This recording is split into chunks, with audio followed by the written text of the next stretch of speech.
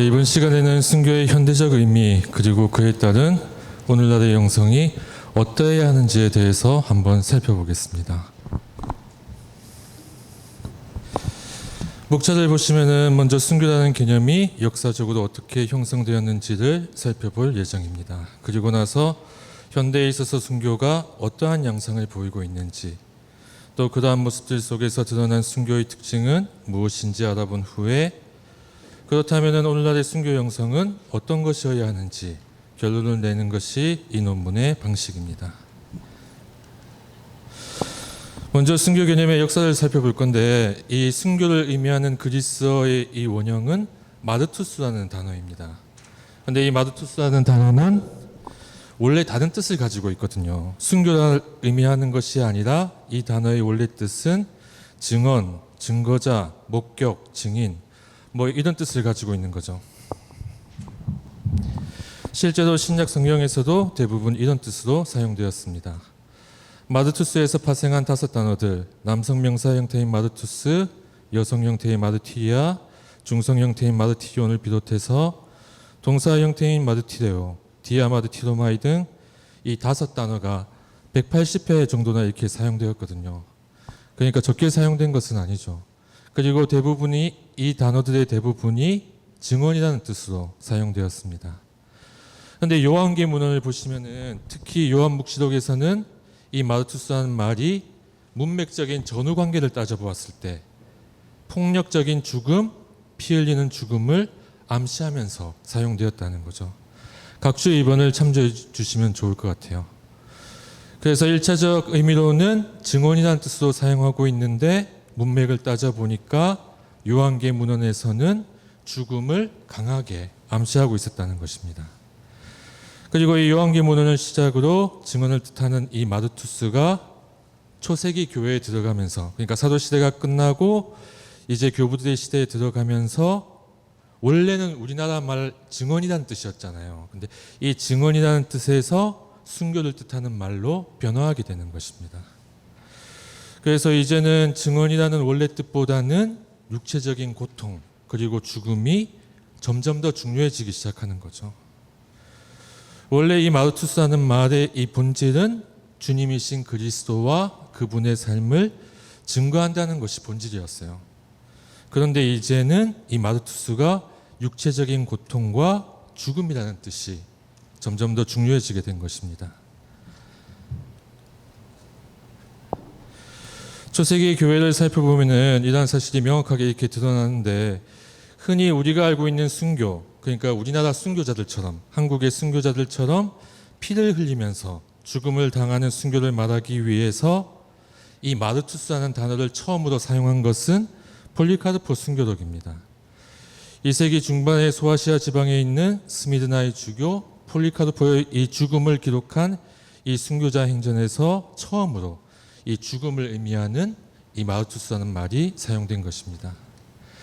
근데 왜 이런 초세기 교회에 들어와서 이런 변화가 있었는가 하면은 사실 두말할 것도 없이 박해가 굉장히 많았었거든요. 일단 예수님부터 이미 유대인들의 박해로 죽음을 당하셨고, 또 초세기에 로마 제국의 박해가 빈번하게 있었기 때문입니다.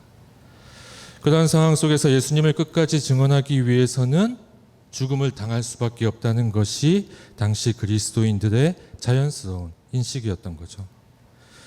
그래서 초기 교회 그리스도인들은 그리스도인이란 박해를 당하는 사람, 이런 공식을 가지고 있었습니다. 우리 안티오키아 이냐시오 성인께서 7통의 편지를 쓰셨거든요. 근데 그 편지를 보면은 죽음을 당하는 그리스도인의 처지가 당연한 것이라고 이렇게 말씀을 하고 계십니다. 또 리옹의 이레네오 교부께서는 그리스도인을 성령이 거하시는 사람이라고 이렇게 표현을 했어요. 근데 성령이 거하시는 사람이란 어떤 사람인가? 이 이레네오 교부께서는 이렇게 설명을 하는 거죠. 성령이 거하시는 사람이란 박해를 견디고 돌에 맞고 죽임을 당해야 한다고 이렇게 묘사를 하신 것입니다. 이제는 교회의 중심이, 예전에는 이 사도들 시대까지는 예수님의 삶을 목격하고 증언하는 것, 이 증거하는 것이 그게 본질이었어요. 근데 초기 교회 이 교부들의 시대를 넘어오면서 이 빈번한 박해를 거치면서 이제 중요한 것은 예수 그리스도의 죽음에 동참하는 것이 훨씬 더 중요한 개념이 된 거죠. 그리고 이 박해의 시기에 이 순교자들이 굉장히 큰 영향력을 끼쳤거든요. 이 동방교회에서 이콘이라는 것은 이 단순한 성화가 아니거든요. 서방교회에서 성화라는 것은 우리 마음속의 심상에 따라서 자유롭게 이렇게 그리잖아요. 근데 동방교회의 이콘이라는 것은 전통 있는 곳에서는 그 모양이 다 정해져 있어요. 왜냐하면 이건 하나님께서 주신 거기 때문에 그 모양을 변화시킬 수 없다는 그 믿음이 있거든요. 그렇기 때문에 이 이콘이라는 것은 예수님의 특별한 현존 양식이라고 동방교회에서는 생각하고 있습니다. 근데 순교자가 예수님의 이콘이라고 동방교회에서 생각한다는 것은 이 순교자가 예수님의 특별한 현존이라고 생각을 한다는 거죠. 그리고 서방교회에서 떼르툴리아누스 교부께서 아주 유명한 말씀을 하셨죠. 순교자들의 피는 그리스도인들의 씨앗이다. 그만큼 순교자가 교회 내부에서 차지하는 역할과 비중이 높아져 갔던 것입니다. 그런데 박해가 사라지고 난 다음에 이제 상황이 변화하기 시작하는 거죠. 순교자에 대한 열망이 그렇게 강했었는데 313년에 밀라노 칙령이 있었잖아요. 그래서 그리스도교 신앙이 자유를 얻게 됐습니다. 그래서 이 시기부터는 순교자에 대한 경배가 굉장히 활성화되기 시작하는 거죠. 이제는 더 이상 순교자가 있을 수가 없거든요. 그래서 이미 죽은 순교자의 유해에 대한 공경이 굉장히 널리 퍼지기 시작했습니다. 사실 이미 이전부터 순교자 유해에 대해서 이 특별한 신심이 교회에 있었거든요. 2세기 중반에 폴리카르포 순교록을 보시면은 이 순교자의 유해가 보석보다 귀하다. 그리고 이미 2세기 중반에 신자들이 그 유해 주변에 모여서 이렇게 전례를 같이 했어요. 그리고 바실리오 교부께서는 순교자들의 뼈를 만지는 사람은 순교자의 뼈에 깃든 은혜에 참여한다. 이런 말씀을 하셨습니다. 그러니까 순교자의 유해 자체가 하느님의 은총을 중재하는 특별한 힘이 있다고 이런 생각을 했던 거죠. 특히 이런 생각이 이 순교자 경배가 이 모든 지방에서 다 강했지만 특히 북아프리카 지방에서 굉장히 강했어요. 그래서 북아프리카 지방에서는 이 4세기에 이 종교의 자유를 얻고 난 다음에 전례 안에서 복음과 함께 순교자들의 행전이 같이 낭독되었습니다. 그러니까 복음과 거의 복음에 준하는 그 정도의 중요성이 있었다는 거죠. 그런데 순교자들이 이렇게 경배되는데 더 이상 순교자가 나올 수가 없잖아요. 그래서 북아프리카 지방을 중심으로 새로운 시대의 순교, 평화로운 시대의 순교를 찾으려는 노력과 열망이 생깁니다. 그래서 그 결과로 나온 것이 수도생활과 백색순교입니다. 우리 백색순교는 다른 게 아니라 아까 강창근 수사님이 이야기하신 것, 매일 일상의 삶에서 자기 욕망에 죽는 것이 그게 백색순교거든요. 근데 이 수도생활과 백색순교는 그 원리가 똑같아요. 그 베이스에는 금욕주의가 기본적으로 깔려 있어요. 그래서 이게 어떻게 순교가 되는가 하면은 아우구스티노 성인께서는 이런 말씀을 하시는 거죠. 자기 자신의 욕망에 대해서 죽는 것, 자아의 죽음, 극기 이런 것들이 정신적이고 영적인 순교가 된다는 것입니다. 그래서 이 초창기 교부분들이 그리스도교인이라면 지켜야 할 덕목들을 이렇게 굉장히 여러 가지 말씀을 하셨거든요. 클레멘스 성인께서는 겸손을 이야기하시고 또 안티오케 이냐시오는 겸손과 용서를 또 떼르툴리아누스는 인내 같은 것이 그리스도인의 참된 덕이라고 이렇게 이야기를 했어요. 근데 이런 것들을 지키기 위해서는 자기 자신의 욕망에 대해서 죽어야만 한다는 것입니다. 그리고 이런 영적인 죽음이 곧바로 순교라는 것이죠. 그래서 일상적인 금욕주의가 피 흘리는 순교를 서서히 대체하기 시작했습니다. 여기에 큰 역할을 한 것이 아우구스티누스 성인과 대그레고리오 교황이시거든요. 근데 갑자기 현대교회로 넘어갔는데 이 이후에 순교의 종류나 본질이 달라진 게 하나도 없어요. 그러니까 아우구스티노 성인과 대그레고리오 교황께서 말씀하신 것이 현대교회까지 그대로 넘어옵니다. 피를 흘리는 전통적 의미의 적색 순교를 포함해서 평화로운 시대에 그것을 대신할 수 있는 백색 순교와 수도 생활이 있다는 점은 이전과 똑같습니다. 우리 교회에 관한 제2차 바티칸 공의문헌 중에 교회에 관한 교회 현장이 있거든요. 근데 거기 42항을 보시면은 완덕과 성화에 이르는 방법이라는 그런 항목이 있어요.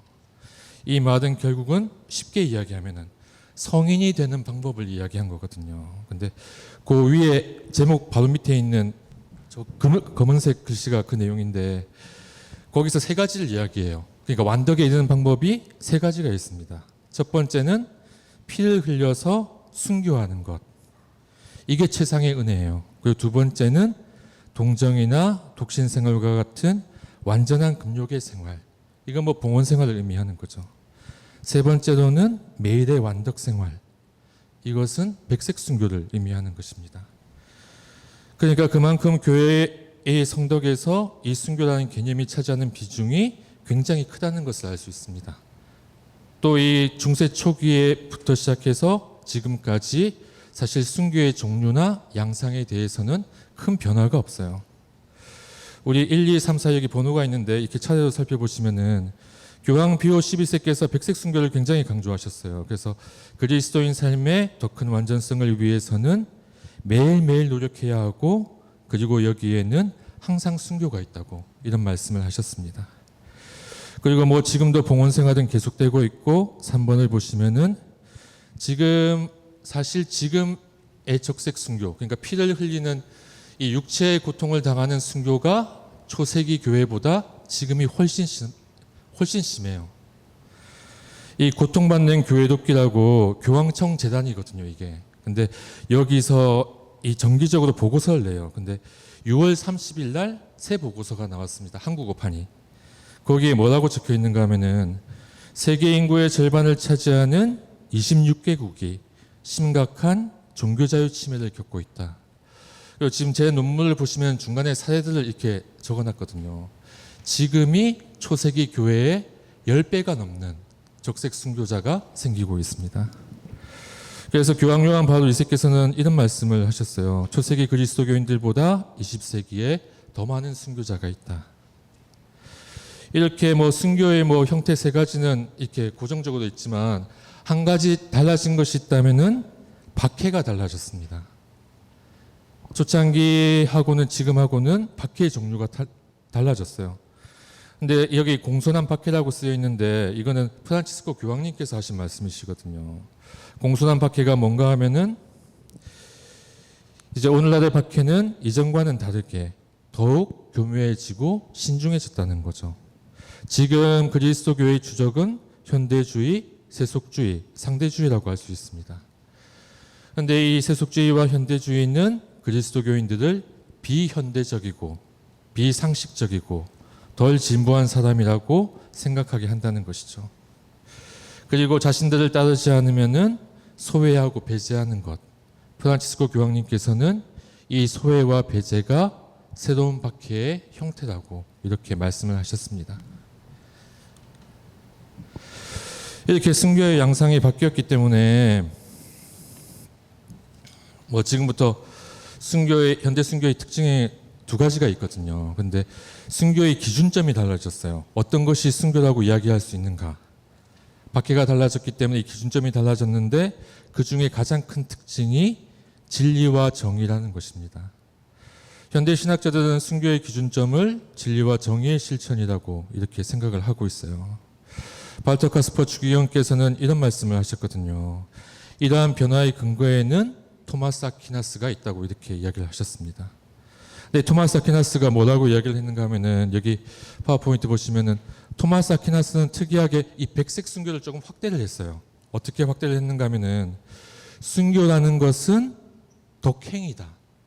덕행의 순교라고 이렇게 이야기를 했습니다. 근데 그 덕행이 무엇이냐 하면은 진리와 정의를 따르는 것이 덕행이다.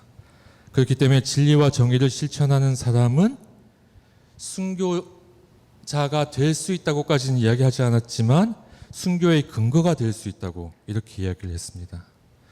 근데 토마스 아퀴나스 이후에 현대 신학자들 여기서 한 발 더 나아간 거죠. 로마노 가르디니 같은 경우에는 사랑과 정의의 행위가 순교의 판단 기준이 된다고 이렇게 이야기를 하였습니다. 칼라노 같은 경우에도 개별적인 윤리 덕목의 수호를 위해서 적극적으로 투쟁하는 능동적인 자세가 순교라고 이렇게 이야기를 했습니다. 예전에는 신앙에 대한 증오 때문에 박해를 받는 사람들, 그런 사람들만 순교자가 될 수 있었거든요. 근데 이제는 신앙에 대한 증오보다 순교자가 어떤 덕을 실천했는지, 그게 더 중요해진 거죠. 그래서 이 순교의 핵심 개념은 자기 자신을 위한 게 아니잖아요. 덕이라는 것은 누군가를 위해서 존재하고 누군가를 대신해서 하는 것, 진리와 정의를 실천하는 것이 순교의 가장 큰 기준이 되었던 것입니다. 이게 20세기의 가장 큰 특징인데, 제가 예를 쉽게 들기 위해서 교황 요한 바울 2세께서 2000년에 콜로세움에 이렇게 가셨어요. 콜로세움에 가셔서 신앙의 증인 선포식을 하셨거든요. 근데 그 자리에서 20세기의 순교자 12,692명을 이렇게 선포를 하셨어요. 근데 거기에는 가톨릭만 있는 것이 아니고 정교회, 프로테스탄트 이런 사람들이 다 있었습니다. 예를 들면 에디트 슈타인, 콜베, 폴 슈나이더, 이 사람은 정교회 주교예요. 그리고 보네퍼와 루터킹은 잘 아시다시피 개신교 이렇게 분들입니다. 근데 이분들이 20세기 이전의 기준에 의하면은 순교자가 되실 수가 없어요. 우리가 얼마 전에 콜베 성인 축일을 지났잖아요. 근데 순교 축일로 지냈거든요. 왜냐하면 이분들이 왜 순교자가 될 수 없는가 하면은, 원래 순교의 정식은 이렇습니다. 사실 신앙에 대한 증오 때문에, 그리스도교를 싫어하기 때문에 그리스도교를 박해하고 신앙 때문에 죽음을 당한 사람이 순교자가 될 수 있었거든요. 그런데 지금 20세기에 와서 교황 요한 바울 2세는 여기 예를 보시면 에디트 슈타인, 콜베 성인, 아우슈비츠 수용소에서 죽었거든요. 근데 박해자도 그리스도인입니다. 그리고 신앙 때문에 죽인 것도 아니고요. 그렇기 때문에 이전에는 이런 분들이 순교자가 될 수가 없었어요. 보네포와 루터킹도 마찬가지죠. 사실 박해한 사람도 다 그리스도인이었거든요. 그리스도교 신앙을 증오하거나 그런 일이 없어요. 그런데 이분들이 순교자가 된 것은 진리와 정의를 실천했기 때문이라는 것입니다.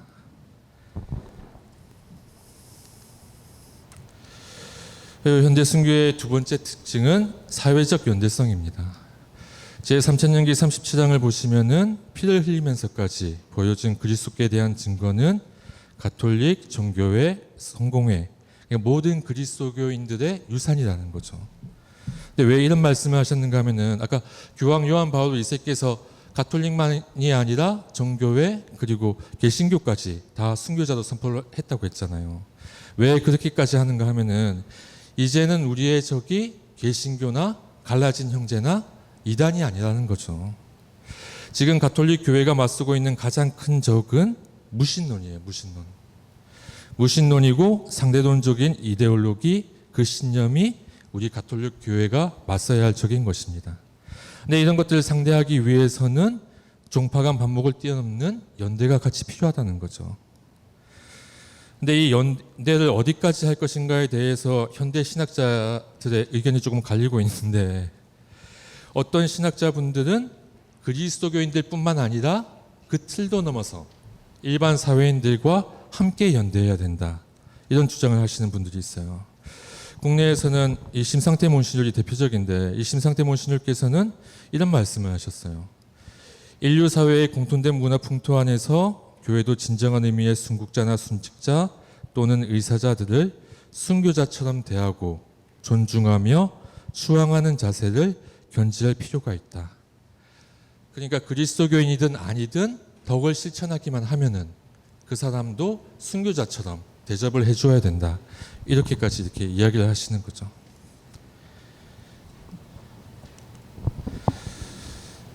그래서 이 앞에 있는 두 가지 특성에 비추어 보았을 때 현대의 순교 형성은 과연 어떠해야 하는가? 첫 번째는 윤리적인 의무를 자각할 수 있어야 한다고 이렇게 생각합니다. 그러니까 자기의 내적 양심에 따라서 진리와 정의를 선언해야 하는 곳에서는 반드시 이걸 드러내는 거죠. 침묵하고 전체적인 분위기에 휩쓸리는 것을 넘어서는 것입니다. 이 대표적인 예가 오스칼 로메도 주교가 있는데, 그 밑에 내용은 오스칼 로메도 평전에 이렇게 나와 있는 내용이거든요. 근데 거기 보시면은 이 오스칼 로메도 주교는 사실 죽음을 피할 수 있었어요. 한두 가지 상황만 모른 척 하면은 사실 죽지 않을 수 있었거든요.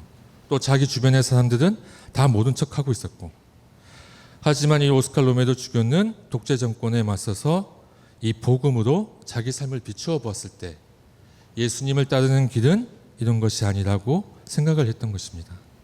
그러니까 내가 지금 처한 상황 속에서 그 양심에 따라서 그 양심을 자각하는 것, 그런 것이 필요하다는 것이죠. 두 번째로는 이 사회적 연대성에 비추어서 우리가 그 연대적 책임을 회피하고 있지는 않은지 반성해 보아야 합니다. 현대의 문화와 삶의 방식에 너무나도 편리하게 적응하면서 살고 있는 것은 아닌가. 또 그리스도교적 순교가 심각하게 요구되고 있는데 그런 것들을 외면하고 있지는 않은지 반성해야 합니다.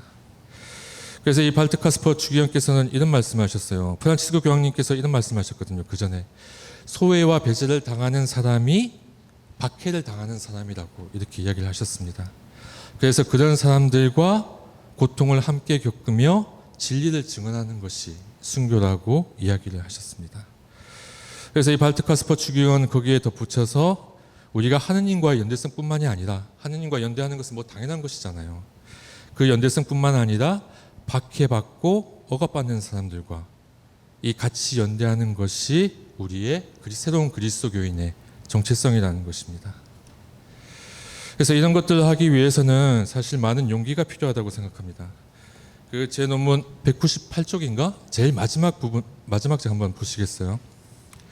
그래서 프란치스코 교황님께서는 사실 이 길이 쉽지 않다고 이렇게 생각을 하셨습니다. 세상의 저항과 박해에 부딪힐 것이라고 이렇게 예언을 하셨어요. 그래서 프란치스코 교황은 이 세상이 이렇게 저항하고 박해하는 것이 이 세상이 불편하기 때문이라고 그렇게 이야기를 하셨습니다. 그러면서 그리스도인들에게 세상과의 타협은 위험합니다. 그리스도인은 항상 세상과 세상의 생각과 타협하려는 유혹을 받습니다.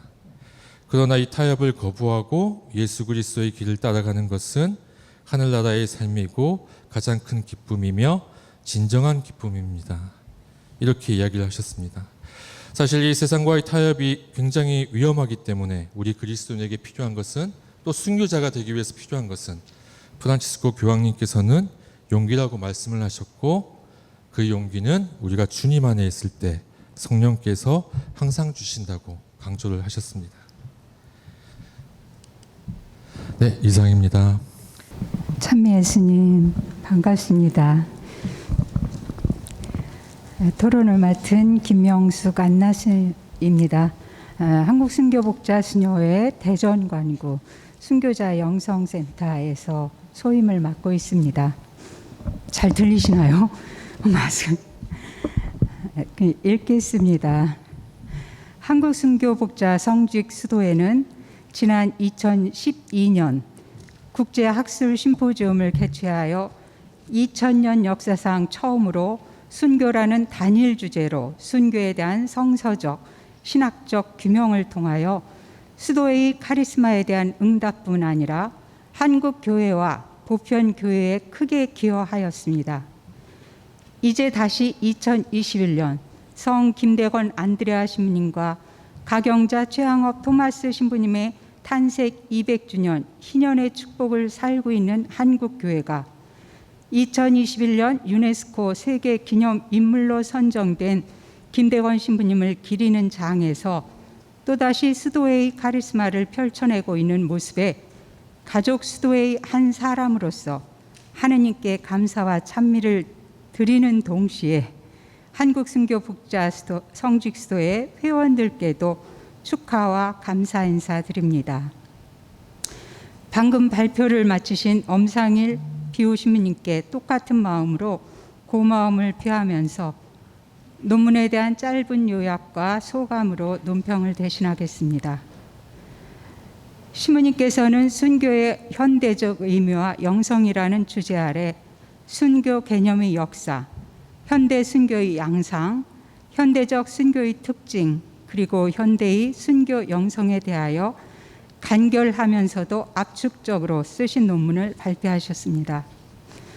먼저 교회 역사 안에서 전통적으로 자리 잡게 된 순교의 개념을 마르티스 복음 성경으로부터 폴리카르포 순교르고로 대표되는 순교자들에 대한 기록과 교부들의 말씀을 제시하며 순교 개념의 정립과 변천 그리고 확장에 대하여 소개하였습니다. 그것은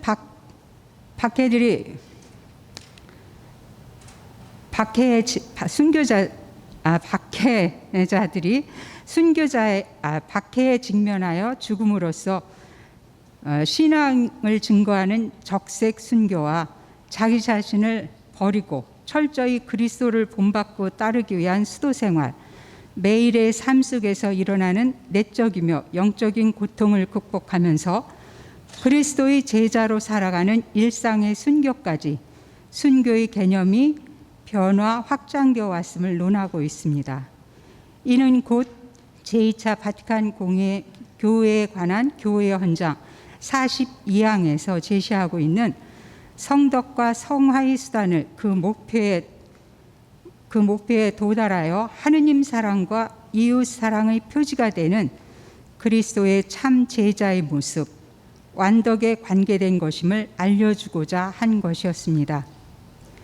신부님의 순교의 개념이 확장 적용됨에 따라 현대 순교의 양상에서 교황 비오 12세의 말씀을 빌어 그리스도인이 완덕의 삶을 살려고 노력하고 있는 한 순교의 삶을 사는 것이라 논하면서도 여전히 극심한 박해 속에서 피를 흘리는 적색 순교자들이 있음을 각 지역의 순교자들에 대한 실제와 여러 예시들을 제시해 주셨습니다.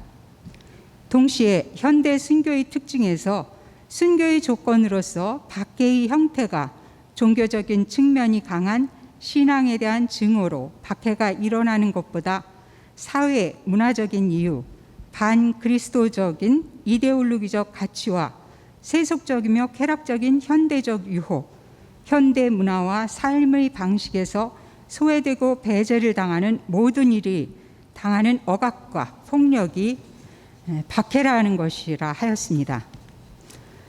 변화된 박해 상황에 따라 현대 순교의 특징 또한 사회적 연대성의 확대라고 보았습니다. 그리스도교 신앙의 연대성인 하느님과 인간의 수직적 연대성이 진리와 정의를 매개로 하여 수평적 연대성으로 확대되었다고 하였고, 박해가 신앙에 대한 증오만이 아니라 사회, 문화적인 모든 것을 포함하기에 순교 역시 가장 정치적이면서 종교적이어서 사회적 연대와 종파 간의 연대로 보편적 지평으로 확장되었다고 하였습니다. 순교의 판단 기준이 박해자의 신앙에 대한 증거보다 희생된 사람의 사랑과 정의의 행위, 즉 희생자의 덕이라고 역설하였습니다. 현대 문화와 삶의 방식에서 배제되고 소외된 사람들이 당하는 억압과 폭력 앞에서 그 고통을 함께 겪으며 진리와 정의를 증언하는 것 또한 순교라고 하였습니다. 그렇기에 현대의 순교 영성은 그리스도인의 주체성과 정체성에서 시작하고 살아간다고 보았습니다. 주체성은 그리스도인이 진리와 정의를 위한 의식과 행동을, 정체성은 그리스도인으로서 복음의 철저함을, 복음으로 삶을 비추고 그리스도의 현존 안에서 그리스도와 함께 성령의 힘으로 사는 것이라고 하였습니다. 요약을 마치면서 저는 굉장히 방대한 내용을 놀라운 절제와 압축된 문장으로 간결하게 논문을 작성하였다는 감탄과 놀라움이 있었습니다. 동시에 제가 논평할 수 없을 정도의 혼란과 압박을 받았습니다. 반면 손 놓았던 자료들을 다시 꺼내어 공부하고 정리하는 계기가 되었습니다. 공부할 수 있게 해주신 신부님께 감사드리면서 제안하고 싶은 것은 전반적으로 간결하고 짧게 축약된 내용들을 조금 보완하여 논문을 읽는 사람들이 더 쉽게 이해할 수 있도록 저 같은 사람들이요 안내해 주셨으면 하는 바람입니다. 그리고 신부님의 논문에 비추어 사도들과 초대교회 순교자들이 순교자의 원형이신 예수 그리스도를 철저히 따르며 종교적인 차원뿐 아니라 정치, 경제, 사회 문화의 충돌을 만났을 때 그리스도를 증거하는 표지가 되었듯 초대교회의 그 순교 개념입니다. 모든 그리스도인 역시 철저히 그리스도를 닮고 따르는 삶이 매일 매 순간 갖게 되는 궁극적인 지향이기에 제3천년기 21세기의 다양하게 변한 박해 상황일지라도 그리스도교적 순교의 본질에 더 깊고 넓은 차원에서의 순교와 순교자들이 탄생되고 있다고 봅니다.